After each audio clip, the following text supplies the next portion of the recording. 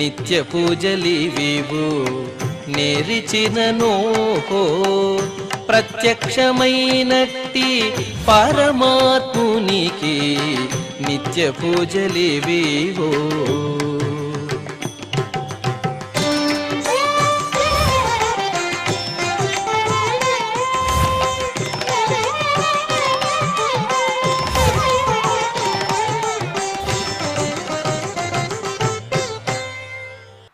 ఓం నమో వెంకటేశాయ. ఈరోజు మంగళవారము, శ్రీ పరాభవనామ సంవత్సరము, ఉత్తరాయణము, వసంత ఋతువు, చైత్రమాసము, శుక్లపక్షము, షష్ఠి తిథి, రోహిణి నక్షత్రము, మార్చి 24, 2026.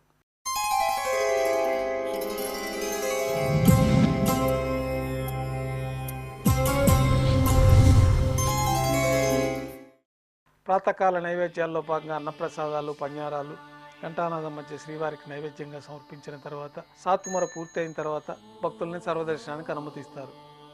కొద్ది విరామం తర్వాత ఈరోజు మంగళవారము, విశేషమైన వారార్జీ సేవగా మనం అష్టదళ పాదపద్మారాధన జరుపుకుంటున్నాము. మాధ్యాహ్నిక ఆరాధనా కార్యక్రమంలో భాగంగా స్వామివారికి నిర్వహించబడే అష్టోత్తర శతనామార్చన ప్రతిరోజు ఏకాంతంగా తులసి దళాలతో నిర్వహించబడుతుంది. ఈరోజు మంగళవారం అదే ఆర్జిత సేవగా భక్తుల దర్శనార్థం 108 అష్టదళ స్వర్ణ కమలాలతో నిర్వహించబడుతుంది. అష్టోత్తర శతనామార్చన పూర్తి అయిన తర్వాత శ్రీవారికి మాధ్యాహ్నిక నివేదనలు ఆరగింప చేయబడతాయి.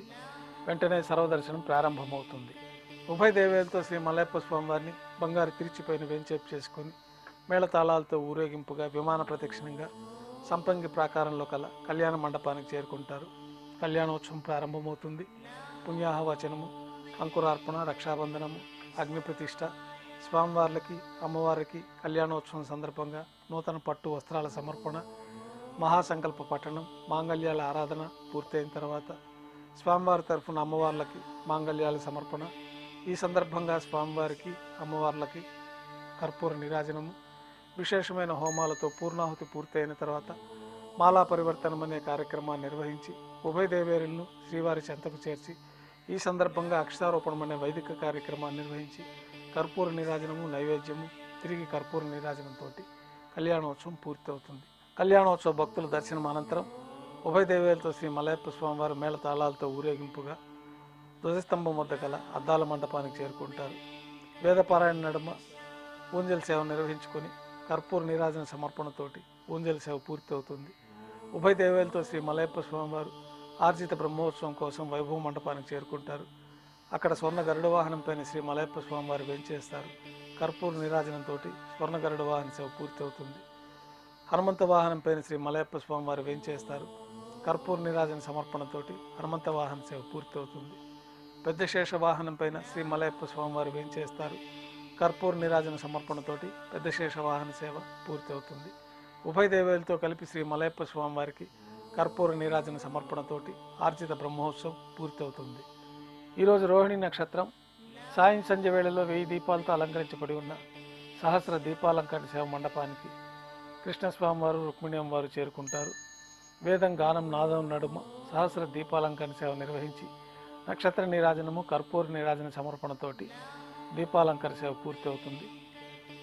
ఉత్సవాలు శ్రీకృష్ణస్వామివారు, రుక్మిణి అమ్మవారు బంగారు తిరిచిపోయిన 4 తిరువీధుల ఉత్సవం జరుపుకొని ఆలయంలోకి వేంచేస్తారు. ఆలయంలో ఆస్థానం పూర్తయిన తర్వాత గర్భాలయంలో వేంచేస్తారు. వెంటనే రాత్రి తోమాల సేవ ప్రారంభమవుతుంది. ఉదయం సమర్పించిన పుష్పమాలికలన్నీ సళ్లింపు చేసుకొని గర్భాలయాన్ని శుద్ధి చేసుకొని బంగారు పంచపాత్రలో శుద్ధ తోయాన్ని నింపుకొని శ్రీవైకానస భగవత్ శాస్త్రోక్తమైన విధానంలో దేవతామూర్తులందరికీ మంత్రయుక్తంగా ఉపచారాలు సమర్పించి కొత్త పుష్పమాలికలు ఉత్సవమూర్తులకి మూలమూర్తికి అలంకరణ గావించి చతుర్వేద మంత్రాలతో మంత్రపుష్పాన్ని సమర్పించి నక్షత్ర నీరాజనము, కర్పూర నీరాజనంతో రాత్రి తోమాల సేవ పూర్తవుతుంది.